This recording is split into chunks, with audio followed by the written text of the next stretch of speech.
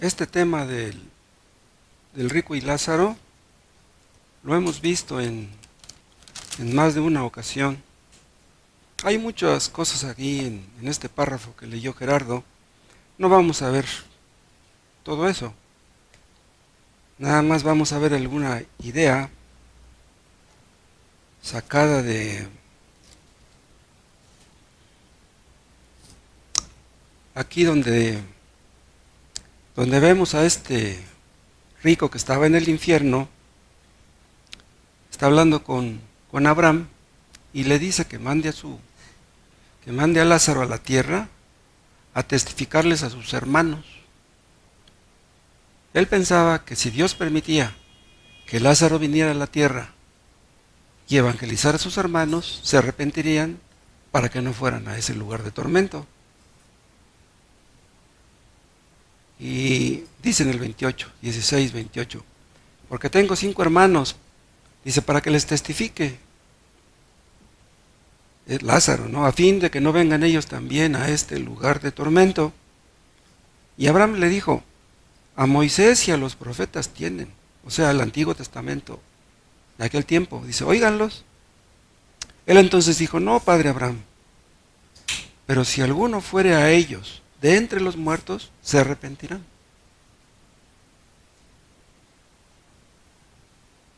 Dios le dice que no.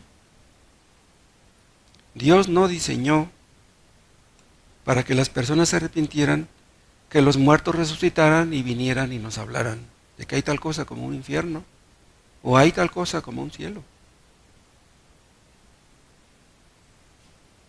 Voy a usar en esta tarde material del hermano Tomás. El hermano Tomás tocó este tema hace 10 años.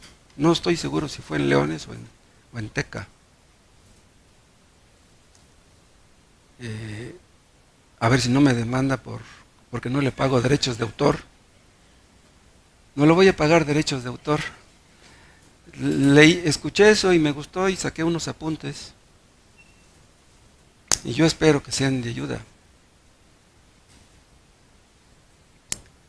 Y voy a empezar de esta manera. Imagínense ustedes que Alejandro Fernández anduviera en su rancho, él solo por allá caminando, y que de repente se le apareciera a su papá, don Vicente, y que le dijera, Alejandro, estoy sufriendo en el infierno, Dios me dejó venir para que te advirtiera, estás en peligro, quiero que le hables a tus hermanos, a toda la familia, deja esa vida que llevas, hijo, ya no puedes seguir cantando, ya no puedes seguir con esa vida, arrepiéntete. Y pum, de repente desaparece de su vista don Vicente. Se convencería Alejandro Fernández de que existe el infierno por eso. Se arrepentiría y dejaría su vida para buscar a Dios realmente. ¿Ustedes creen?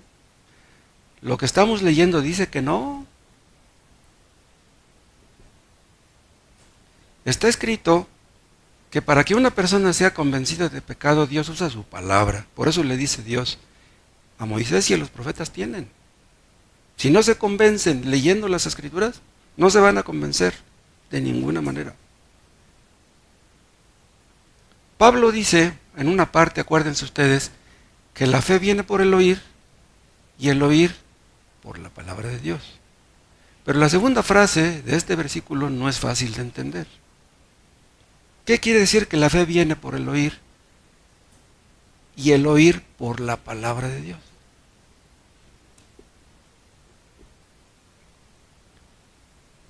La fe viene, escuchen, no por escuchar la predicación. La fe viene no por leer la Biblia. La fe viene porque el Espíritu Santo aplica la palabra a la conciencia, al corazón del pecador. Hay personas que leen la Biblia por años y nunca se llegan a arrepentir, nunca llegan a ser salvos. No es la predicación la que salva, ni la lectura tampoco.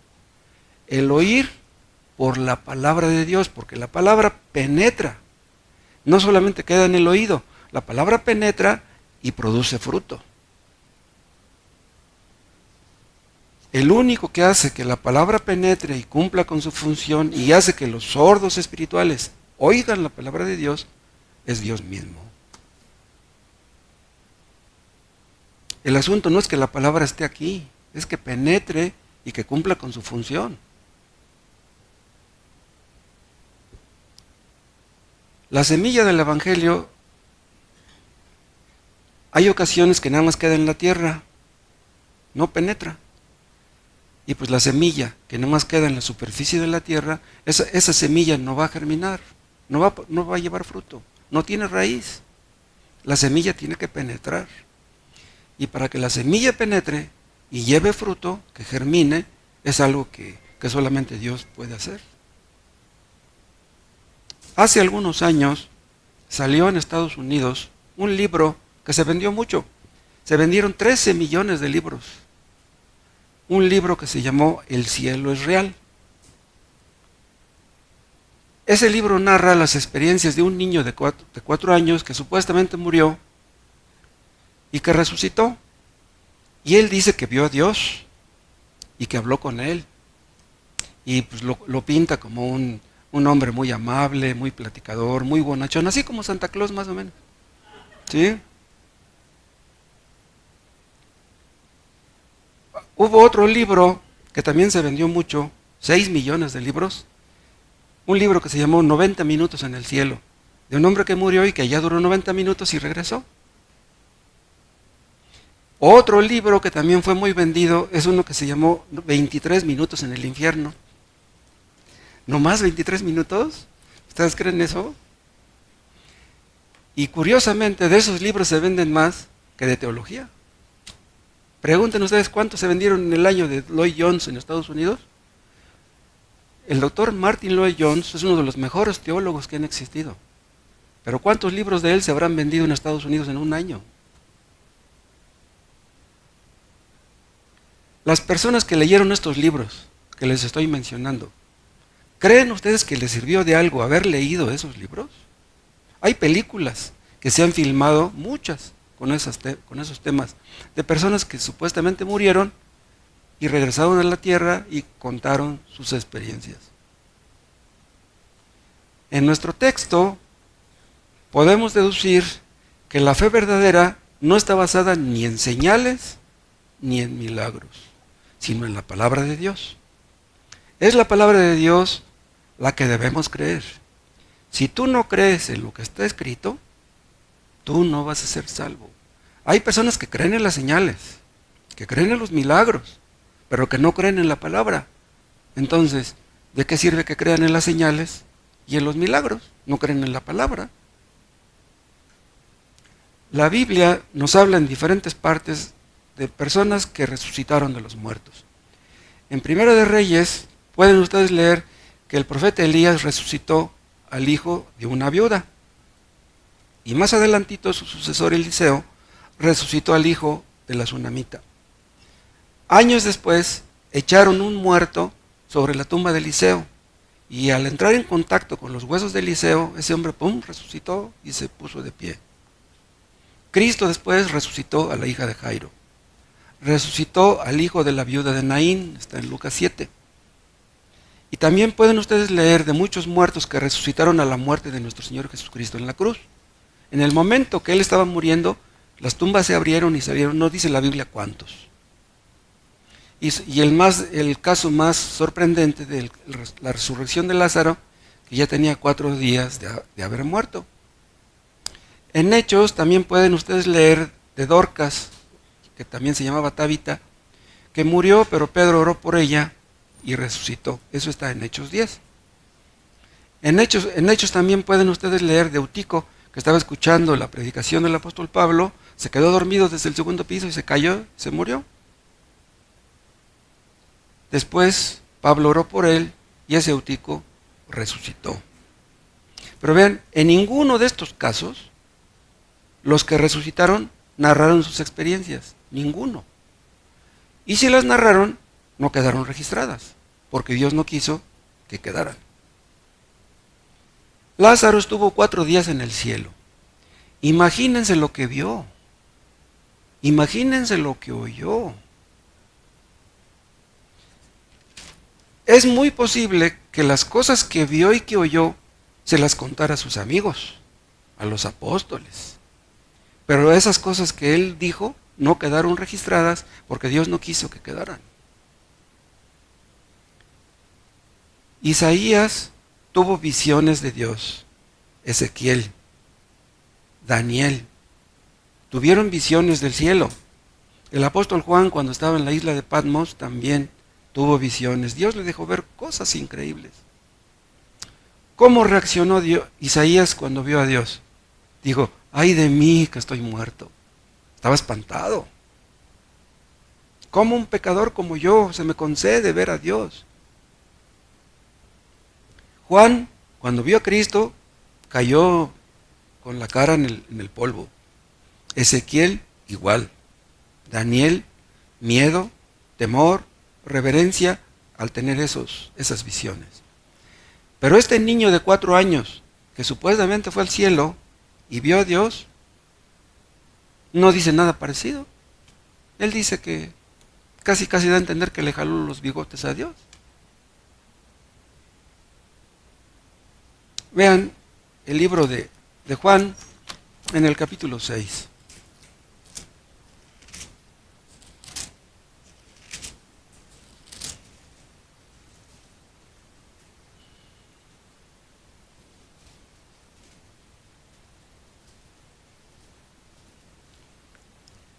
Juan 6:46. Vean lo que dice Cristo. No que alguno haya visto al Padre, sino aquel que vino de Dios, o sea, Él mismo, éste ha visto al Padre. Dice, nadie ha visto al Padre. Yo soy el único que lo ha visto. Entonces, ese niño que fue al cielo no vio al Padre. Vean otro texto, en 1 de Timoteo, en el capítulo 6.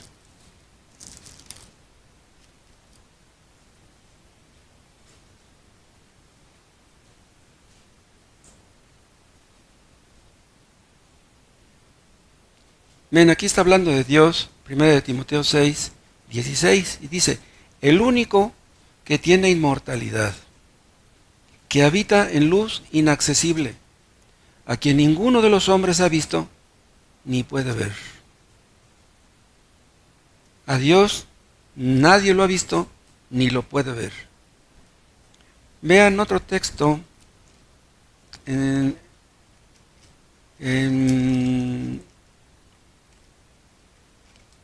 1 de Timoteo, no, en Proverbios 30, vean.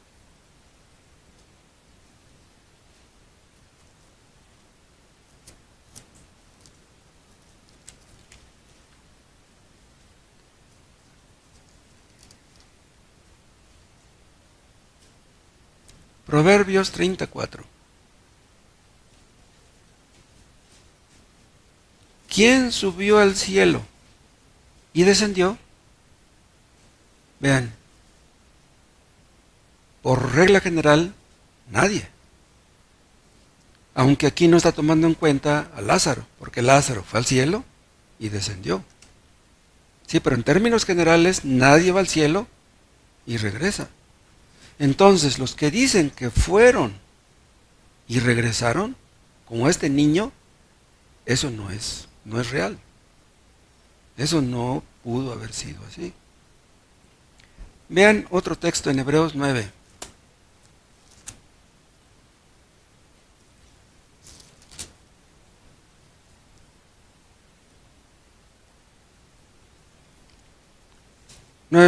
Este texto lo vimos en el funeral del señor Raúl que murió en estos días. Su funeral fue el viernes en la noche. Estuvimos allá. Y dijo unas palabras relacionadas con este texto. Hebreos 9:27. Y de la manera que está establecido para los hombres, que mueran una sola vez y después de esto el juicio. Muere la persona y ya tiene un juicio. Un juicio cuando menos preliminar. Eso no niega que habrá un juicio final donde todos compareceremos delante de Dios. Pero en un sentido, en el momento que muere una persona, ya es juzgada. Ya está o con Dios o está en el infierno. ¿Sí? aunque todavía no tenga el juicio definitivo. El hombre debe de morir una sola vez, con las raras excepciones de, por ejemplo, de Lázaro, que murió 2 veces. Incluso hubo algunos que no murieron, como Elías y Enoc, que fueron al cielo sin morir. Y habrá creyentes antes de que Cristo venga, o cuando Cristo venga, que estarán vivos todavía, dice Pablo en primera a los tesalonicenses. Pero son casos excepcionales. Los demás, millones y millones de personas mueren y viene el juicio. Cuando una persona muere, su cuerpo va a la tumba y su alma, una de dos, o va al cielo o va al infierno. Nada de purgatorio, nada de limbo. Esas cosas las inventaron para sacarle el dinero a la gente. Cuando Elías oró por el niño que había muerto, dice la palabra de Dios que el alma del niño revivió. Volvió el niño y el niño revivió. El alma se había salido. Entonces Elías oró y el alma del niño regresó. Es algo que los testigos de Jehová niegan. Los testigos de Jehová dicen que no hay tal cosa como alma, pero ahí está claramente, está dicho, el alma salió y después regresó. Vean, cuando Lázaro resucitó, su alma ya estaba allá en el cielo, su cuerpo estaba en la tumba. Entonces Dios dio permiso de que el alma regresara a Lázaro y fue que resucitó. Hay un caso, el caso del apóstol Pablo, que nos aclara algunas dudas. Vean, por ejemplo, en 2 Corintios, en el capítulo 12.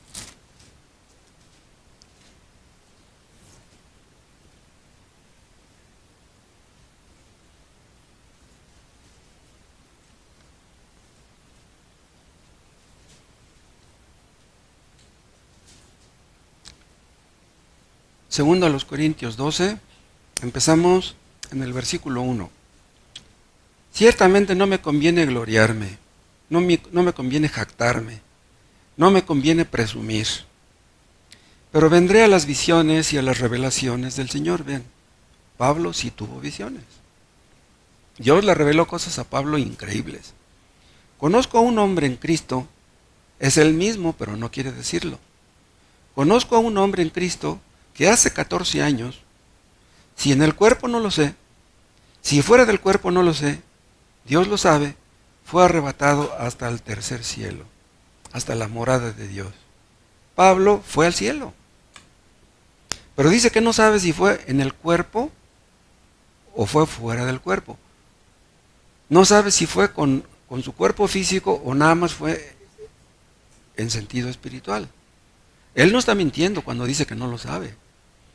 Hay tantas cosas que no entendemos.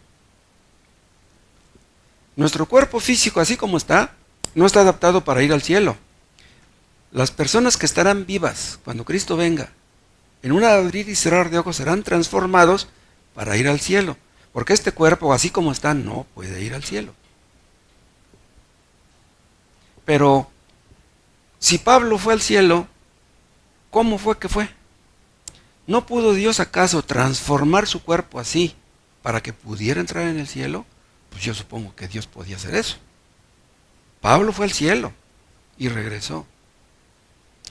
Cuando Pablo fue al cielo, fue a un lugar que está a millones de años luz de distancia. ¿En dónde está el tercer cielo? Hay unos que dicen, no, pues el primer cielo está aquí en la atmósfera, el segundo cielo es donde están los planetas, y el tercer cielo es más allá de los planetas, de las galaxias. Pero entonces, para llegar al cielo, ¿cuánto tiempo íbamos a tardar? La verdad, hermanos, es que el cielo, o más bien Dios, la morada de Dios, está cerquitita, está muy cerca de nosotros, en una dimensión paralela a esta.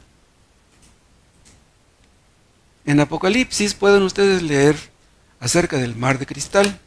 Eso está en Apocalipsis 4. Chequen esto.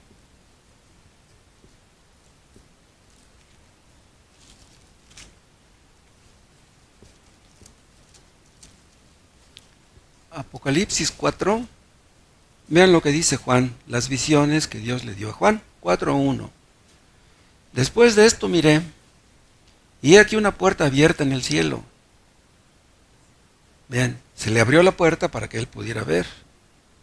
Y la primera voz que oí, como de trompeta, hablando conmigo, dijo: sube acá, y yo te mostraré las cosas que sucederán después de estas. Y al instante yo estaba en el Espíritu. Vean, y he aquí un trono establecido en el cielo y en el trono uno sentado. Pasen de aquí hasta el versículo 6. Y delante del trono, vean, del trono de Dios, había como un mar de vidrio semejante al cristal. ¿Saben qué dicen los comentaristas acerca de este mar de cristal? Dicen que es lo que nos separa de Dios, ese mar de cristal. Él está de aquel lado y nosotros estamos de este lado. Nosotros a Él no lo vemos, pero Él sí nos ve a nosotros. Si ustedes quieren ver a través del agua, como que la figura se distorsiona, dando a entender que nosotros a Dios lo vemos por la fe, pero de una manera borrosa, no lo vemos claramente. Pero Él nos observa a nosotros claramente porque está muy cerca, en una dimensión paralela a esta. Vuelvan a 2 Corintios, capítulo 12.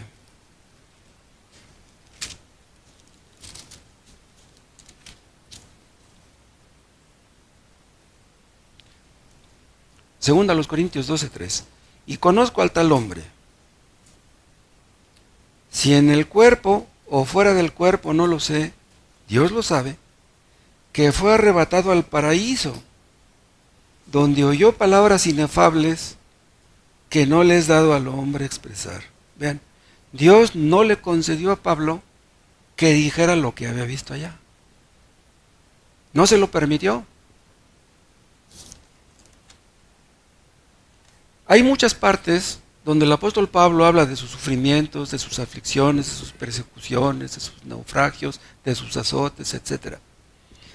Y en Filipenses dice que él desea partir al cielo y estar con Cristo, dice, lo cual es muchísimo mejor, según el griego.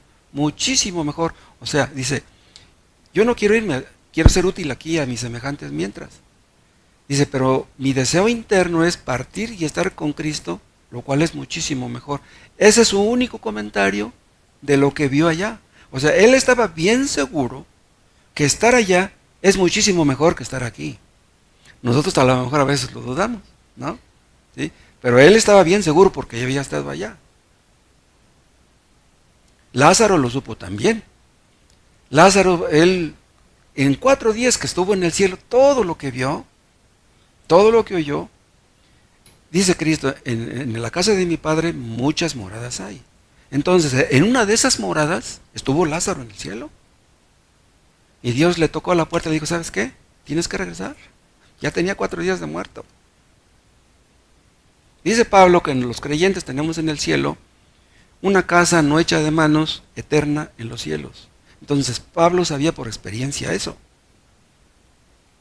Y también por experiencia sabía Pablo que Cristo había resucitado.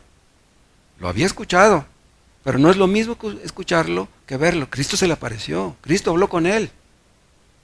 En cambio, Tomás, un apóstol, dudaba que Cristo hubiera resucitado.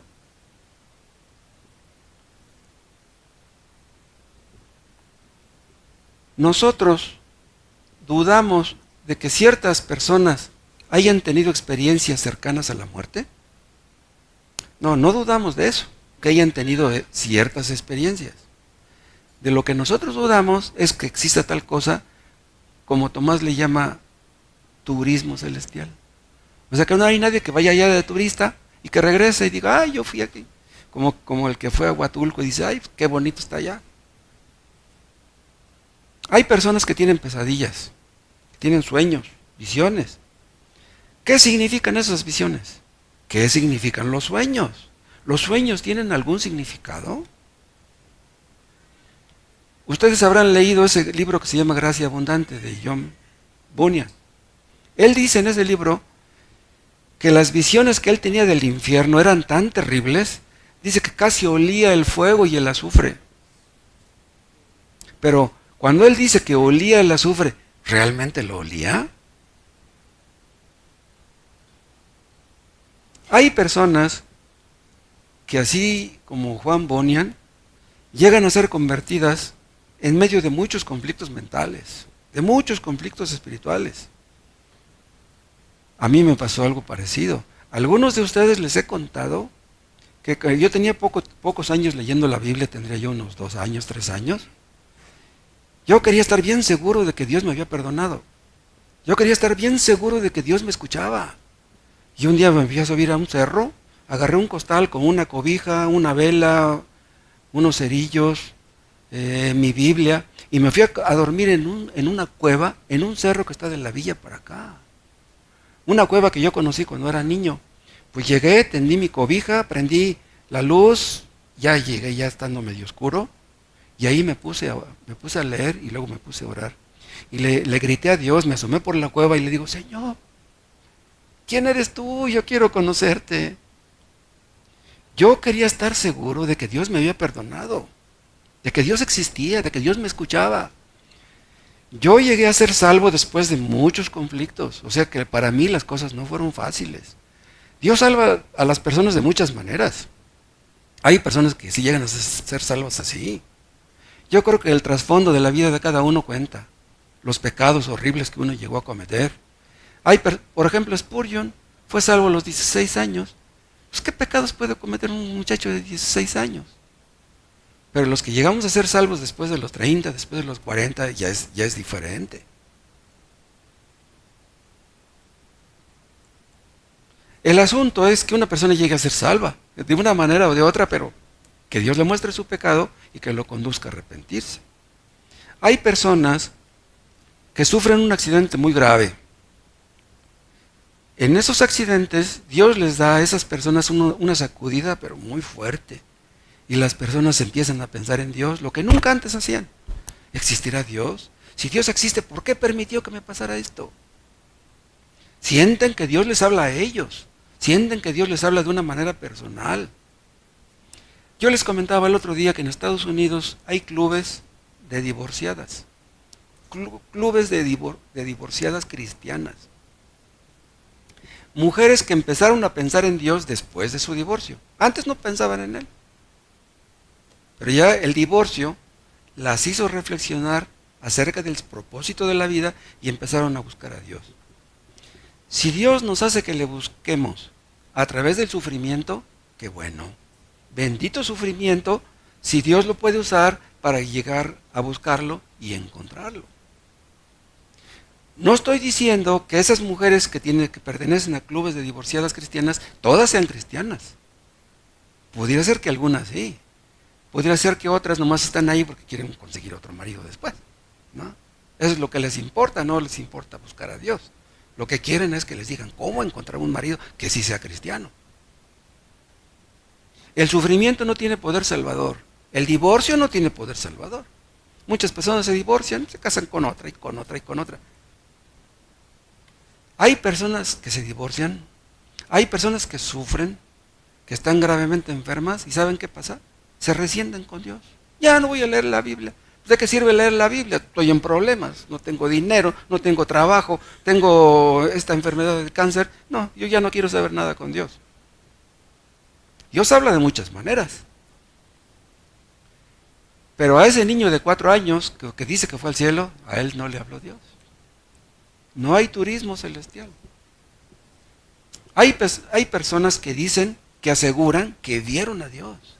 No, que yo lo vi, que estaba vestido de blanco y que me llamaba y que traía un crucifijo en el pecho. ¿Cristo trayendo un crucifijo en el pecho? Es una locura. Tomás el apóstol no creía que Cristo hubiera resucitado. Dijo, si no viera en sus manos la señal de los clavos y metiere mi dedo en el lugar de los clavos y metiere mi mano en su costado, no creeré. Después Cristo se les apareció a todos, estando incluso Tomás, y le dijo a Tomás, pon aquí tu dedo y mira mis manos y acerca tu mano y métela en mi costado. Y no seas incrédulo, sino creyente. Eso está en Lucas 20. Y luego más adelante le dice, Tomás, porque me has visto, creíste. Bienaventurados los que no vieron y creyeron. ¿Por qué son bienaventurados los que no vieron y creyeron? ¿Saben por qué? Porque si creemos, a pesar de no haber visto, es porque Dios hizo que creyéramos. ¿Cómo creemos en un Dios que no vemos? Porque Dios hizo que creyéramos en Él. No necesitamos nosotros que alguien nos diga que fue al cielo y regresó. Nosotros no hemos ido al cielo, pero estamos seguros bien que existe. Estamos bien seguros de eso. ¿Por qué? ¿Por qué estamos seguros? Porque Dios nos dio esa seguridad. Eso fue algo entre Él y nosotros. La fe no viene por medio de los ojos. La fe es un regalo de Dios. Si tú tienes fe en Cristo, es porque Él te la dio. Si no la tienes, es porque no te la ha dado. Muchos oyeron predicar a Cristo, el más grande predicador que hubo jamás, y muchos no fueron salvos. Lo mataron. En lugar de convertirse, lo mataron. Vieron que Cristo hizo muchos milagros y ni así creyeron. Los vecinos de Lázaro vieron que Lázaro ya tenía 4 días de muerto, vieron que resucitó y ni así creyeron, después lo querían matar. Les conté de un primo que tenía su dinerito y dice que él vio a Cristo. Predicaba un sacerdote que supuestamente se convirtió en un lugar que se llamaba Montemaría, creo por ese rumbo de Tlalnepantla. Y dice que estaban escuchando la predicación y que vio a Cristo en el cielo, una nube formó el rostro de Cristo, que se le veía hasta la barba y toda la cosa. Y después le dijo a su esposa, dice, ¿qué crees, Amalia? Que vi a Cristo, lo vi en las nubes. Dice, dice, entonces yo creí que yo era la única. Entonces tú también lo viste, sí. Dice, los dos vimos a Cristo. ¿Y de qué le sirvió? No le sirvió de nada. Yo los conozco. Mi primo Nacho murió sin ser cristiano. Los milagros no fueron diseñados para producir fe. Dios permite que haya milagros mentirosos. Ven, los milagros mentirosos no quiere decir que no son milagros. Pueden serlo, pero mienten. Pero ¿por qué se les llama milagros mentirosos? Porque en lugar de hacer que la gente crea en Cristo, los aleja de Cristo. Muchos van a Chalma y dicen, juran y perjuran que rezándole al Señor de Chalma, Dios los sanó de un cáncer, de una gangrena y cosas feas. Ahí están las piernas de oro que les dejan colgadas ahí al santo. Si ellos aseguran que Dios los sanó, pues los sanó, no vamos a discutir por eso. Hay evangélicos que dicen que un sanador puso sus manos de ellos y que sanaron. Pero vean cómo viven esas personas. Supongamos que sí lo sanaron. Pero vean, si lo sanaron, no fue el sanador. Todas las sanidades son divinas. Una persona que sana es porque Dios quiere que sane. No es porque te haya sanado San Judas Tadeo, ni la Virgen de Guadalupe, ni el Señor de Chalma. Si tú sanaste es porque Dios quiso que sanaras. Pero el asunto es que esas personas no le dan la gloria a Dios. Le dan la gloria al hombre. Esas personas no se convierten. Entonces, ¿de qué sirve que tengan un milagro? Ese milagro no les condujo a Dios, les condujo al revés. En lugar de acercarlos a Dios, terminaron por alejarlos. Por eso son milagros mentirosos. Esos que dicen que fueron al cielo unos minutos y regresaron, ¿dejaron el pecado? ¿Se convirtieron realmente? Ese niño que dice que fue al cielo y que vio a Dios, ¿le sirvió de algo a él? ¿Le sirvió de algo a sus padres realmente? Tal vez ese niño y sus padres terminen en el infierno. ¿Quién sabe qué vaya a ser de ellos? Y los 13 millones de libros que se vendieron de ese libro, los 13 millones de copias, ¿les sirvió de algo a los lectores? Vuelvan a Lucas capítulo 16.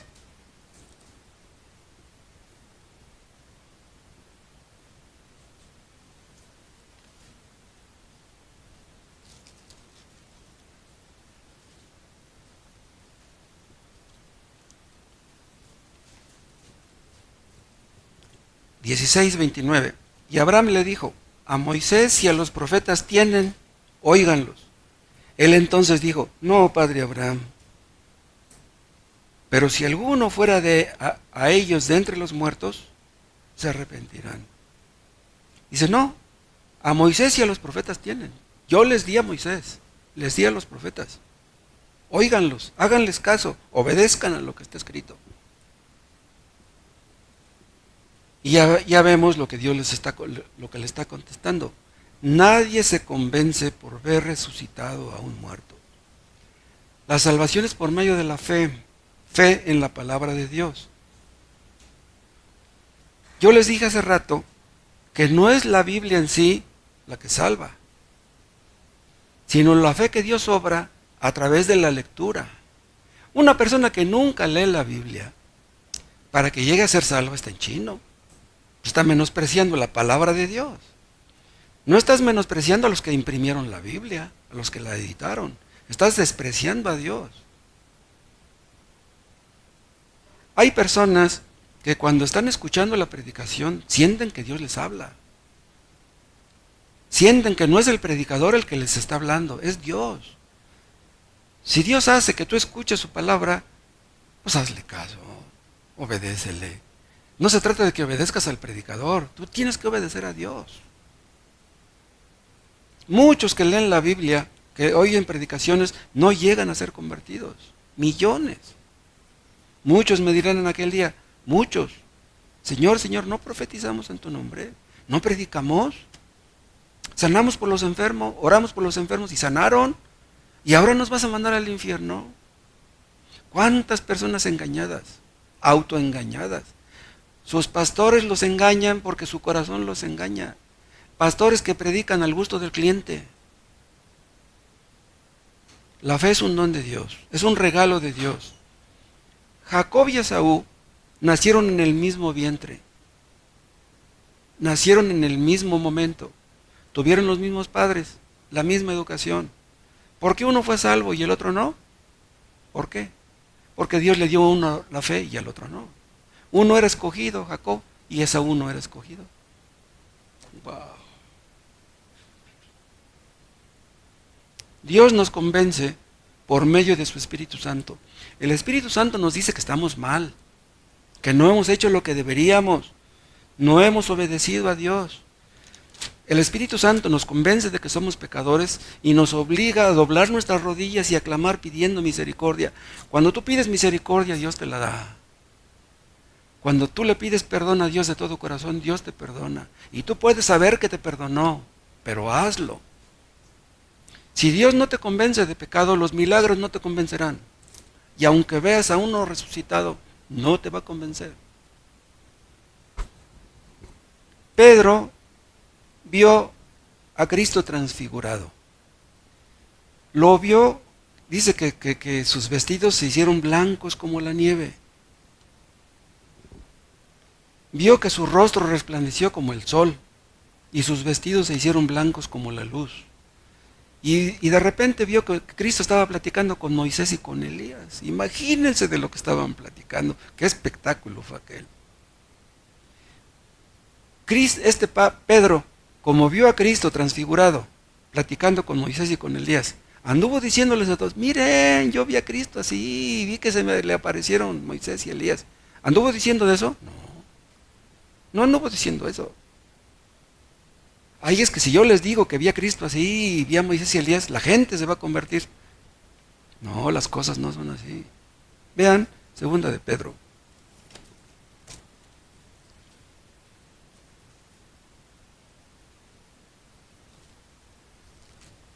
Capítulo 1.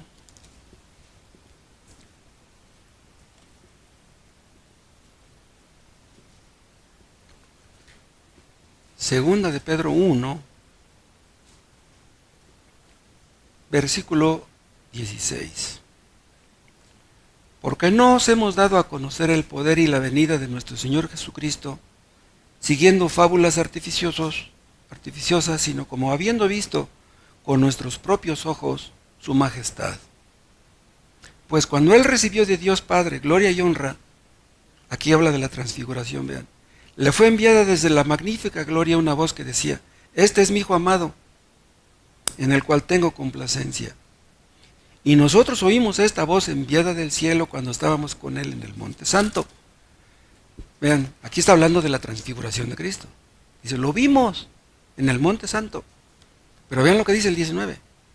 Tenemos también la palabra profética más segura, a la cual hacéis bien en estar atentos como una antorcha que alumbra en lugares oscuros, hasta que el día esclarezca y el lucero de la mañana salga a vuestros corazones. Vean lo que dice. No les voy a hablar de mi experiencia. No les voy a hablar de que yo vi a Dios y que estaba yo seguro de que ahí estaba frente a mí, yo vi a Moisés y vi a Elías.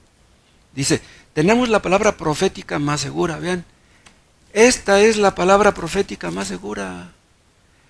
Más segura, más garantizada, más confiable, así dicen las traducciones. Esto es más seguro que las experiencias. Esta es palabra de Dios. Una experiencia puede ser discutible. Supongamos que yo les estuviera hablando a ustedes del Evangelio y me refutan lo que yo les digo. No quieren creer lo que yo les estoy diciendo relacionado con la palabra de Dios. Entonces que yo para convencerlos les dijera, oye, ¿sabes una cosa? Un día yo andaba en el campo y se me apareció Cristo. Yo hablé con Él. Yo lo toqué. Si yo se los dijera a ustedes, ¿ustedes me creerían que yo vi a Cristo y que hablé con Él? ¿Ustedes me creerían? No me creerían. Los milagros y las visiones y las apariciones no convencen a nadie. Si Pedro dice que vio a Cristo transfigurado y que vio a Moisés y Elías platicando con él, no podemos dudarlo. Un apóstol de Cristo no nos va a mentir en esto. Pues si no creemos que un apóstol sea mentiroso, ¿creeremos que Cristo es un mentiroso? ¿La palabra de Dios miente? Si Dios dice algo en su palabra, no tenemos ningún motivo para dudarlo.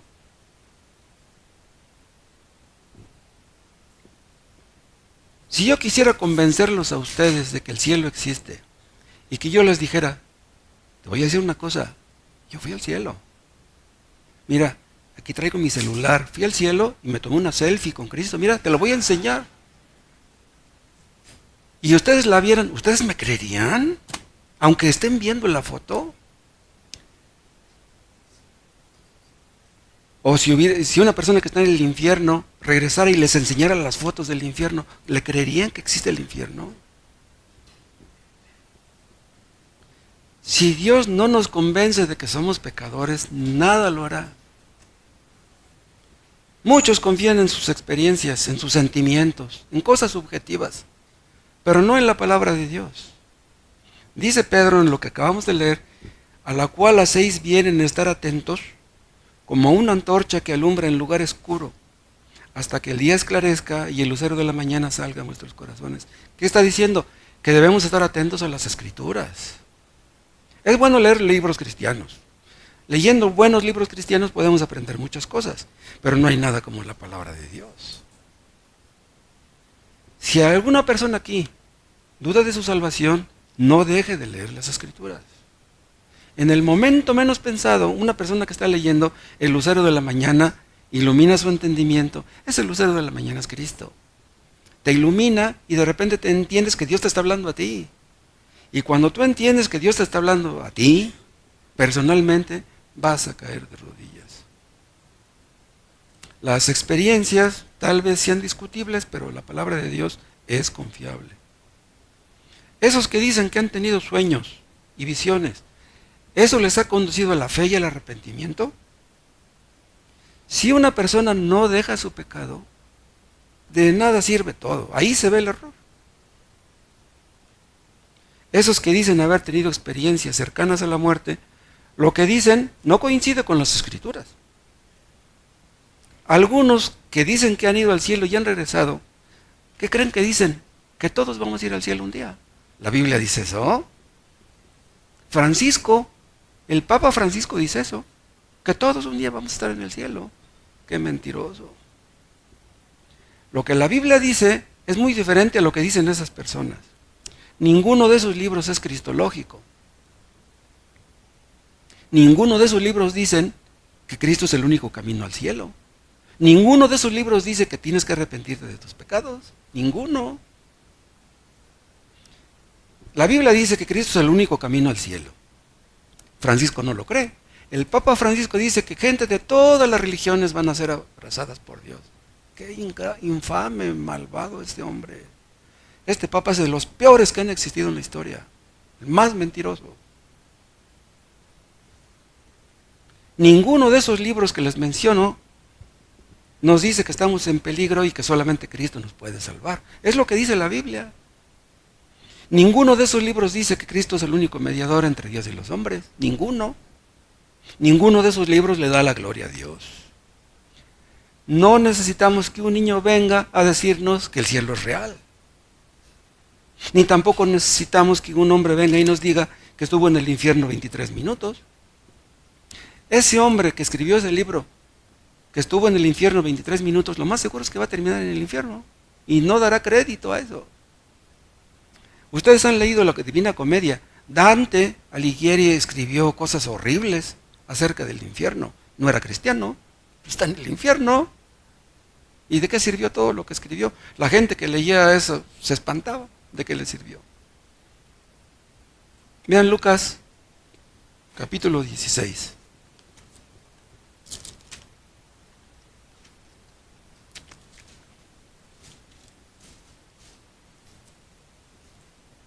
(16:22). Aconteció que murió el mendigo y fue llevado por los ángeles al seno de Abraham, y murió también el rico y fue sepultado.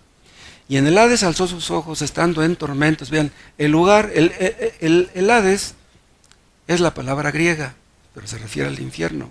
En el Hades alzó sus ojos estando en tormentos. ¿Qué es el infierno? Un lugar de tormento. Nadie va al infierno a pasear y regresar. No, el que va al infierno va a ser atormentado. Y luego ven el 24. Entonces él, dando voces, dijo: Padre Abraham, ten misericordia de mí, y envía a Lázaro para que moje la punta de su dedo en agua y refresque mi lengua, porque estoy atormentado. Vean, el infierno es un lugar de tormento. Este hombre rico, del que habla aquí Lucas, cuando vivía todo lo tenía.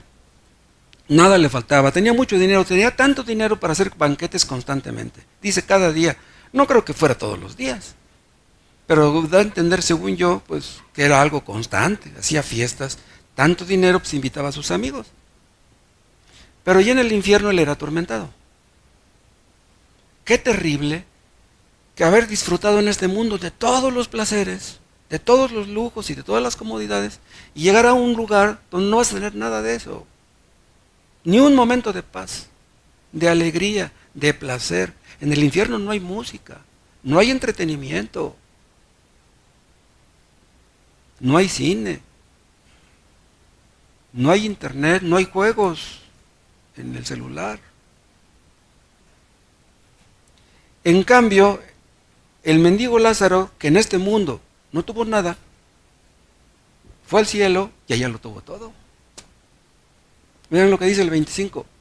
Entonces él, dando voces, dijo: Padre Abraham, ten misericordia de mí, y envía a Lázaro para que moje la punta de su dedo en agua y refresque mi lengua, porque estoy atormentado en esta llama. Pero Abraham le dijo: Hijo, acuérdate que recibiste tus bienes en tu vida, y Lázaro también males, pero ahora estés consolado aquí y tú atormentado.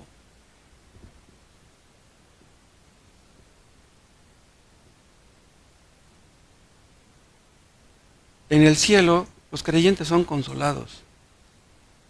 No hay ningún creyente que sufra muchos años en este mundo. Todos los creyentes sufrimos en algún momento dado. Pero un creyente que sufra toda su vida, pues serán muy raros. Pero la Biblia dice que los que hemos creído en Cristo iremos a un lugar de gozo, de paz, de santidad absoluta. Aquí todos los creyentes fallamos de una manera o de otra. En el cielo ningún creyente pecará. En el cielo seremos librados de todo pecado. Ese será un consuelo tremendo. Porque aquí lo que nos quita la paz y el gozo es nuestro propio pecado. Quisiéramos ser perfectos, pero no podemos. Una de las características principales de un cristiano verdadero es que quiere ser perfecto. En el cielo ya no vamos a tener necesidades de ninguna clase, ninguna carencia. Seremos librados de todas las consecuencias que el pecado trajo a este mundo caído. Seremos librados de los hombres malvados, de su oposición, de sus burlas, de sus persecuciones, de sus mentiras, de su inmoralidad, de sus tranzas.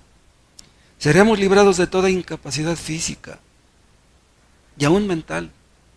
En el cielo ya nadie va a tener Alzheimer, ni memoria, ni mala memoria, ni Parkinson. Seremos librados de toda posible pérdida.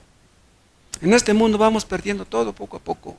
Las fuerzas, los reflejos, las muelas, la vista, el oído, pero en el cielo ya no vamos a perder nada de eso.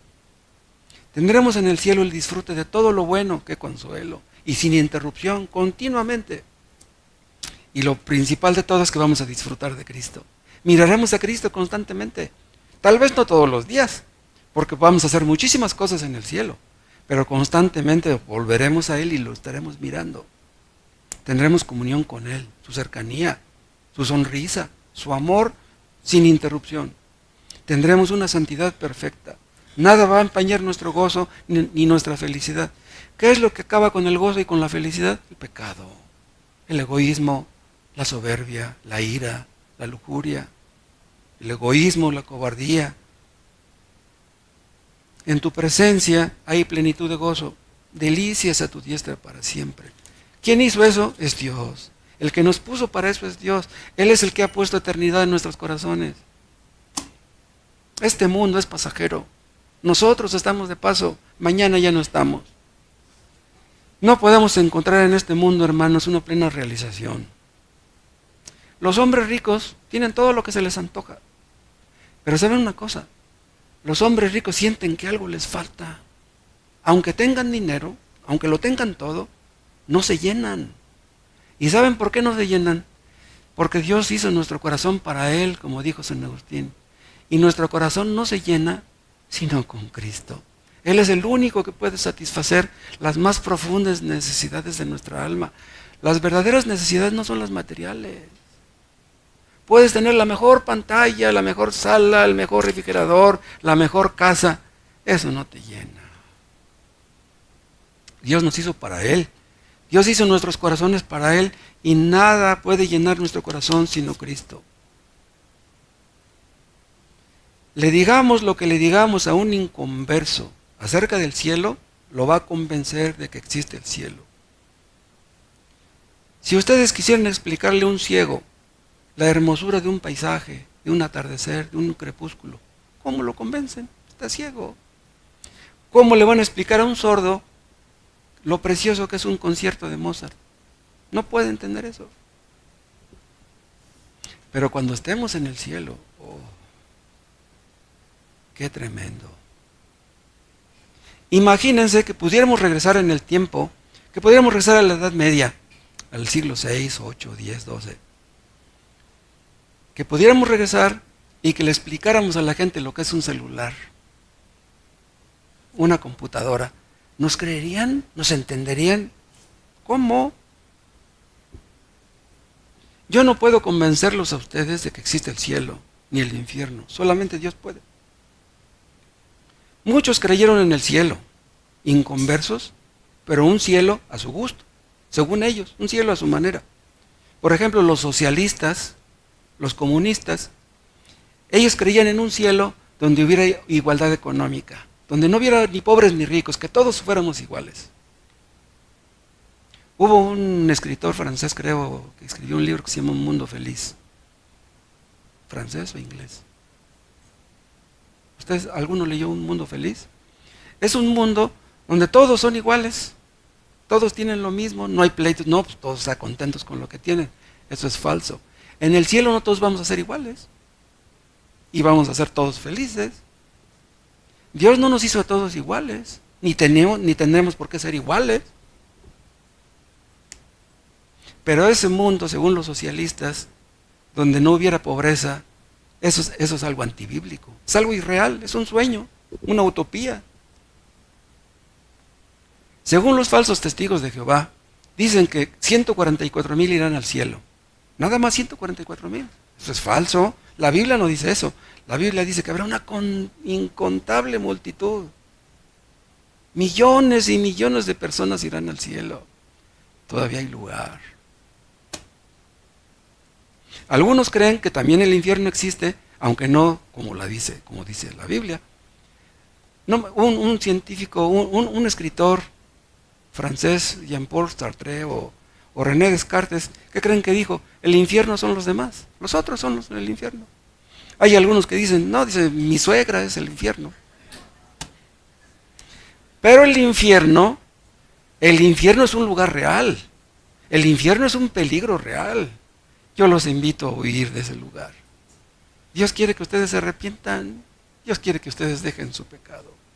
No queremos espantar a la gente con lo del infierno, pero si se espantan, qué bueno. Que los que no creen que existe el infierno, Dios los convenza de eso. Que los convenza de su pecado. Que los convenza de que hay un Salvador, un precioso Salvador tenemos. El Evangelio, ¿saben ustedes lo que significa esa palabra, Evangelio? Buenas noticias. Si tú crees en el Evangelio, hay buenas noticias para ti. Si no crees en el Evangelio, hay malas noticias para ti. ¿En qué consisten las buenas noticias? Que Cristo pagó por los pecadores que creerían en Él, los que le obedecen. ¿No quieres creer en lo que Él dijo, ni en lo que Él hizo? ¿No quieres obedecerle? Hay malas noticias para ti. Te espera el infierno. Dios no te obliga a que creas. ¿No quieres creer? Bueno, pues es tu gusto, tu vida. Si no crees en lo que la Biblia dice, no vas a ir al cielo. Los hombres escogen cada día algo que les acerca a Dios o que les acerca al infierno. Cada decisión que tomamos tiene sus repercusiones, tiene su trascendencia. Si tú no haces por acercarte a Dios, Él no se va a acercar a ti. Si tú no quieres creer en Dios, Él no pierde nada. ¿Quieres vivir a tu manera? Hazlo. Sufrirás las consecuencias. Estamos siendo preparados en este mundo para una cosa o para la otra. O para ir al cielo o para ir al infierno. Está escrito que en el cielo no va a entrar ninguna cosa sucia, ninguna cosa inmunda. ¿No sabéis que los injustos no heredarán el reino de Dios? No erréis. Ni los fornicarios, ni los idólatras, ni los adúlteros, ni los afeminados, ni los que se echan con varones, ni los ladrones, ni los avaros, ni los borrachos, ni los maldicientes, ni los estafadores heredarán el reino de Dios. ¿No quieres dejar tu pecado? No entrarás en el cielo. Los creyentes estaremos allá, estaremos con Cristo. Cristo es el cielo. Cristo es nuestro cielo. ¿De qué serviría tener lujos y comodidades y una vida eterna sin Cristo? Cristo es el cielo. Es nuestro cielo, nuestro gozo, nuestra alegría. Pruébenlo. Te damos las gracias por tu palabra, oh Dios. Úsala para tu gloria. Convéncelos tú, Señor, nosotros no podemos. Y tu nombre recibirá la gloria cuando lo hagas. Por Cristo Jesús, amén.